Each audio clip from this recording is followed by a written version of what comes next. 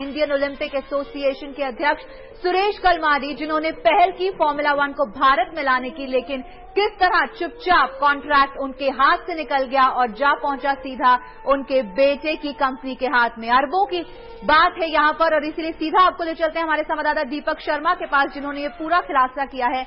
दीपक, अरबों का खेल है ये और जिस तरह से आपकी रिपोर्ट सामने आई है उसमें साफ है कि फार्मूला 1 को फैमिली 1 बना दिया सुरेश कलमाडी ने और इसीलिए उनकी नीयत पे शक करना लाजमी हो गया है। देखिए पूनम, सबसे बड़ी बात इसमें यह है कि जब कलमाडी साहब ने भारतीय ओलंपिक संघ उसके परचम तले इस रेस को भारत में लाने का ऐलान किया था, तो लग रहा था कि भारतीय ओलंपिक संघ ही सर्वे सर्वा है, वही साझेदार है, वही भागीदार है और इस रेस से जो मुनाफा मिलेगा हजारों करोड़ का, वो भारतीय खेलों में लगाया जाएगा, स्पोर्ट्स फेडरेशन को दिया जाएगा, खिलाड़ियों को दिया जाएगा। लेकिन अगर आप टाइमिंग देखें इस पूरे प्रोजेक्ट की, भारतीय ओलंपिक संघ धीरे धीरे तस्वीर से गायब होता गया। एक निजी कंपनी आती है और कुछ दिन बाद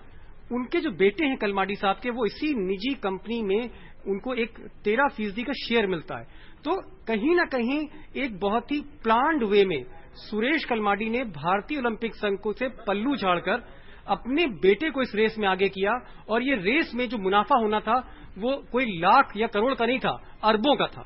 जी बिल्कुल दीपक, अरबों की बात है यहाँ पर। और जब आपकी बात हो रही थी सुरेश कलमाडी से, तो जितने भी रीजंस वो सामने रख रहे थे वो रीजंस अपने आप में बहुत नाकाफी लग रहे थे और अगर उन रीजंस को मान भी लें तो इंडियन ओलंपिक एसोसिएशन के हाथ से निकला कॉन्ट्रैक्ट सीधा सुरेश कलमाडी के बेटे की कंपनी में जाए, ये बात हजम करना थोड़ा मुश्किल है।